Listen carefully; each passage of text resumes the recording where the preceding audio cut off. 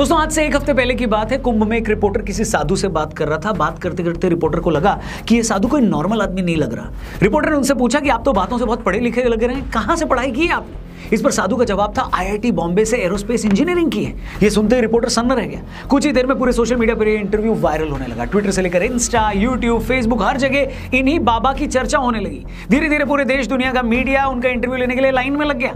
आज उस इंटरव्यू को सामने आए एक हफ्ते से ज्यादा हो चुका है, मगर एक हफ्ते बाद भी आईआईटी बॉम्बे वाले बाबा पूरे इंटरनेट पर छाए हुए। ट्विटर और इंस्टा पर उनके नाम के हैशटैग चल रहे हैं। उनके फैन पेज तक को लाखों फॉलोअर्स मिल चुके हैं। उनसे जुड़ी एक एक रील को लाखों व्यूज मिल रहे हैं। मतलब जिस शख्स को 10 दिन पहले तो कोई नहीं जानता था, वो सिर्फ 8-10 दिन में इतना पॉपुलर हो गया जितने पॉपुलर हजारों कंटेंट क्रिएटर्स कई सालों तक वीडियो बनाने के बाद भी पॉपुलर नहीं हुए। और आईआईटी वाले बाबा अगर इतने वायरल हुए हैं तो उनके पीछे एक नहीं बहुत सारे रीजंस हैं। उनकी पूरी कहानी किसी फिल्मी कहानी से भी ज्यादा फिल्मी लगती है। ऐसा लगता है इम्तियाज अली की किसी कहानी को हम असल जिंदगी में जीते हुए किसी को देख रहे हो। मतलब एक तो आईआईटी क्रैक करना ही लाखों करोड़ लोगों के लिए पॉसिबल नहीं होता, ऊपर से आईआईटी बॉम्बे में एडमिशन मिलना भी मुश्किल होता है। लेकिन एक लड़का पहले तो अपनी मेहनत और इंटेलिजेंस के दम पर भारत के सबसे बड़े इंजीनियरिंग कॉलेज में एडमिशन लेता है, फिर लाखों की नौकरी भी उसे मिल जाती है, फॉरेन चला जाता है, उसके पास हर वो चीज पाने का मौका होता है जिसका सपना आज हर एक यंग बच्चा देखता है। मगर एक दिन अचानक वो इस मायावी दुनिया को लात मारकर शिव की शरण में चला जाता है। और इसी बात ने उन्हें रातों रात एक सनसनी बना दिया। धीरे धीरे मीडिया ने जब अभय सिंह का बैकग्राउंड चेक करना शुरू किया तो लोग हैरान हो गए। पता लगा कि वो हरियाणा के झज्जर के एक छोटे से गांव से आते थे। वो ग्रेवाल गोत्र के जाट परिवार में पैदा हुए थे। बचपन से पढ़ाई में तेज थे। घर वाले आईआईटी की कोचिंग के लिए कोटा भेजना चाहते थे, मगर वो दिल्ली जाना चाहते थे। अभय ने आईआईटी का एग्जाम क्रैक कर लिया। पहले आईआईटी बॉम्बे से एरोस्पेस इंजीनियरिंग में बीटेक की डिग्री ली, फिर डिजाइनिंग में मास्टर्स की भी डिग्री ले ली। अभय सिंह की छोटी बहन कनाडा में रहती थी। वो कनाडा नौकरी करने चले गए। कनाडा जाकर उन्होंने एरोप्लेन बनाने वाली कंपनी में काम किया। 3 लाख रुपए उनको सैलरी भी मिलने लगी हर महीने की। जिस टाइम वो कनाडा में नौकरी कर रहे थे तभी लॉकडाउन लग गया। अभय सिंह घर में कैद हो गए। उनका शुरू से ही आध्यात्म में इंटरेस्ट था। लॉकडाउन के टाइम उन्हें अपने और जिंदगी के बारे में सोचने का और ज्यादा मौका मिला, वक्त मिला। तब तक उनका कनाडा में अपनी जॉब से मन उठ चुका था। लॉकडाउन खत्म होने के बाद वो भारत आ गए। भारत आकर उन्होंने फोटोग्राफी की। वो हरिद्वार से लेकर केरल और उज्जैन के कुंभ तक कई जगह घूमने गए। अभय ने अपने कई इंटरव्यूज में खुलकर बताया है कि उनके माँ बाप बहुत ही टॉक्सिक रहे हैं, हरदम लड़ते थे। उन्हें लड़ता देखकर उनका शादी से भरोसा उठ गया था। अभय ने कहा उनके माँ बाप हमेशा झूठी शान में लगे रहते थे। उनके पिता ने जितना पैसा उनकी पढ़ाई पर खर्च नहीं किया, उससे ज्यादा पैसा उन्होंने खुद राजनीति में जाने पर लगा दिया। उनके आईआईटी से पास आउट होने के बावजूद उनकी माँ चाहती थी कि वो यूपीएससी भी क्लियर कर ले। अभय ने अपनी माँ से कहा कि मेरा मन नहीं है यूपीएससी क्लियर करने का, कलेक्टर बनने का। तो उनकी माँ ने कहा तुम नौकरी ज्वाइन मत करना, बस यूपीएससी क्लियर कर लो। अभय ने कहा कि उनकी माँ को सोसाइटी में बस ये दिखाना था कि उनके लड़के ने यूपीएससी क्लियर कर लिया है। उन्हें मेरी खुशी से कोई लेना देना नहीं था। अभय सिंह ने अपने कई इंटरव्यूज में अपने माँ बाप को खुलकर कोसा है। उनका कहना है कि माँ बाप भगवान नहीं, बल्कि भगवान ने ही माँ बाप को बनाया है। उन्होंने कहा मैंने सारी जिंदगी अपने माँ बाप को आपस में लड़ते देखा। मैंने उन्हें इतना लड़ते देखा कि मेरा शादी से भरोसा ही उठ गया। इसलिए मैंने डिसाइड किया कि मैं कभी शादी नहीं करूंगा। अभय कई बार बोल चुके हैं, मगर उनके माँ बाप हमेशा शादी को लेकर उनके पीछे पड़े रहते थे। जब वो उन्हें ज्यादा परेशान करने लगे तो एक दिन उन्होंने घर ही छोड़ दिया। पहले वो घर वालों से फोन पर बात भी करते थे, लेकिन पिछले 11 महीने पहले उन्होंने घर वालों को फोन पर भी ब्लॉक कर दिया। अपने माँ बाप के झगड़ों से अभय इतना परेशान हो गए कि बाद में उन्होंने इस पर एक शॉर्ट फिल्म भी बनाई।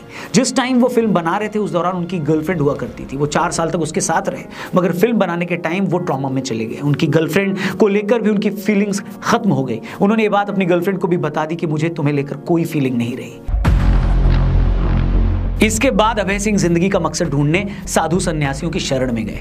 उन्होंने बताया काफी समय तक वो सदगुरु के ईशा फाउंडेशन आश्रम कोयम्बटूर में भी रुके और वहां पर साधना की। इसके अलावा भी अलग अलग जाकर उन्होंने अपनी साधना और तपस्या पूरी करी, क्योंकि ऐसे तो पहुंचे हुए साधु महात्मा किसी को शिक्षा देते नहीं है। वहां जाकर उन्हें अपनी सिंसियरिटी साबित करनी होती है। ये दिखाना होता है कि वो सच में अपनी धुन के पक्के हैं, उनकी नीयत साफ है और वो सचमुच कुछ सीखने के लिए निकले हैं। अभय सिंह ने जब ये परीक्षा पास की तो उन्हें सन्यासी का नाम दे दिया गया। शिव की शरण में जाते ही उन्हें जिंदगी का मकसद मिल गया। अब होता क्या है ना कि जब एक थोड़ा कम पढ़ा लिखा आदमी स्पिरिचुअलिटी के, आध्यात्म के रास्ते पर जाता है तो लोग क्या कहते हैं, अरे तो बेरोजगार था, नशेड़ी था, इसलिए धर्म कर्म में चला गया, पढ़े लिखे लोग ये सब नहीं करते। लेकिन जब एक आईआईटी ग्रेजुएट या आईआईटी बॉम्बे से एरोस्पेस इंजीनियरिंग पढ़ा शख्स प्रारब्ध और तत्व की बात करे, शिव के सत्य होने की बात करे, तो आप उसे हवा में खारिज तो नहीं कर सकते ना। इसीलिए हमें यह समझना होगा कि अभय सिंह अपने हर इंटरव्यू में शिव को ही सत्य क्यों बता रहे हैं। अब अगले कुछ मिनटों में जो बातें मैं करने वाला हूं वो हो सकता है कुछ लोगों को समझने में थोड़ी मुश्किल लगे, लेकिन मेरी आप सबसे रिक्वेस्ट है कि आप लोग प्लीज़ इस वीडियो को पूरी देखिएगा,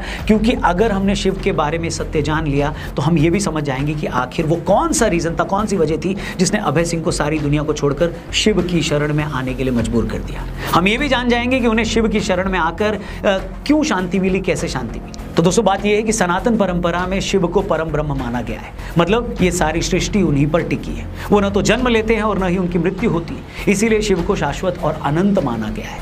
अब आप और हम जिस दुनिया में रह रहे हैं ये तो नश्वर है, ये आज है कल नहीं है, लेकिन शिव सत्य है। इस दुनिया का सच वक्त वक्त पर बदलता है, लेकिन शिव का सत्य समय से परे है। उनका अस्तित्व कल भी था और कल भी रहेगा। शिव को इसीलिए महाकाल भी कहा जाता है क्योंकि वो काल से परे है। अब इन्हीं शिव को आदि गुरु भी कहा जाता है, मतलब उन्होंने न सिर्फ ये सारी दुनिया बनाई बल्कि वो इस दुनिया को चला भी रहे हैं। दुनिया की हर चीज में उन्हीं की ऊर्जा है और इस दुनिया को बचाने वाले भी वही हैं, मतलब वही इस दुनिया के फाउंडर भी हैं, सीईओ भी हैं और सीओओ भी वही हैं। हमारे योग शास्त्र में कहा गया है कि कुंडलिनी जागरण का आधार भी शिव ही है, मतलब अगर आपको अपनी आत्मा को परम सत्य से जोड़ना है तो आपको शिव पर ही ध्यान लगाना होगा। अब अभय सिंह अगर बार बार ये कहते हैं कि शिव ही सत्य हैं, तो वो वही बात कर रहे हैं जो हजारों सालों से हमारी सनातन परंपरा कर रही है, कह रही है। अब जो लोग इस बात को नहीं समझते तो उनके लिए तो भी ये भारी भरकम शब्द है, मगर जो लोग थोड़ी बहुत भी जानकारी रखते हैं वो अच्छे से जान रहे हैं कि अभय सिंह शिव को ही सत्य होने की बात क्यों कर रहे हैं, क्योंकि शिव ही शाश्वत हैं, अनंत हैं और कभी ना बदलने वाली इस यूनिवर्सल कॉन्शियसनेस के सिंबल भी हैं। मतलब इस दुनिया में जो भी कुछ है उसमें शिव है, इसीलिए कहा गया है कि शिव ही सत्य है। और इसीलिए एक IIT बॉम्बे ग्रेजुएट ने सारी दुनिया की सुख सुविधाएं छोड़कर उस सत्य के सामने सरेंडर कर दिया। अब कहना तो नहीं चाहिए, मगर ज्यादातर रिपोर्टर्स जो इनसे बातें कर रहे हैं या कर चुके हैं उन्हें या तो इनकी बातें समझ नहीं आती या फिर उन्हें यह पता नहीं लगता कि उनके किसी जवाब में क्या सवाल पूछें। उनके लिए अभय सिंह जी की बातें ऐसी ही हैं जैसे किसी नर्सरी के बच्चे को मेटाफिजिक्स की क्लास में बिठा दिया।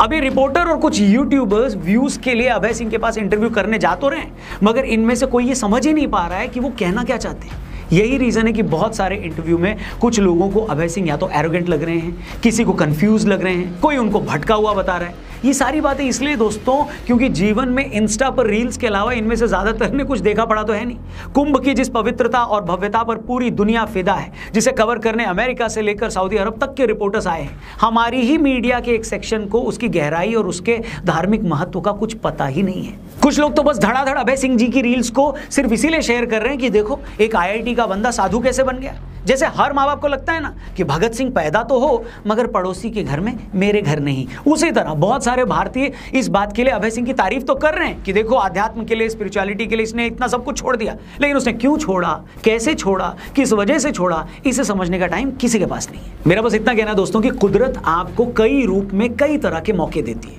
नॉर्मल साधु संत और बाबा लोग तो आपको अनपढ़ और बेरोजगार लगते हैं, तो आप उन पर ज्यादा ध्यान देते नहीं हो, लेकिन अगर कोई हाईली एजुकेटेड आदमी सनातन के बारे में कुछ कह रहा है, वो विज्ञान के जरिए आपको आपका धर्म समझा रहा है, तो कम से कम उसकी सुन लो, उसके बहाने अपना इंटरेस्ट अपने ही धर्म में पैदा कर लो, उसे गहराई से समझने की कोशिश तो करो, उसकी ताकत को तो महसूस करो। वरना होता ये है ना कि जब तक हमें ये सब बातें समझ में आती हैं तब तक बहुत टाइम निकल चुका होता है, बहुत देर हो चुकी होती है और हम सोचते हैं कि काश कोई ये सब बातें मुझे पहले बता देता तो मेरी लाइफ कुछ और ही होती।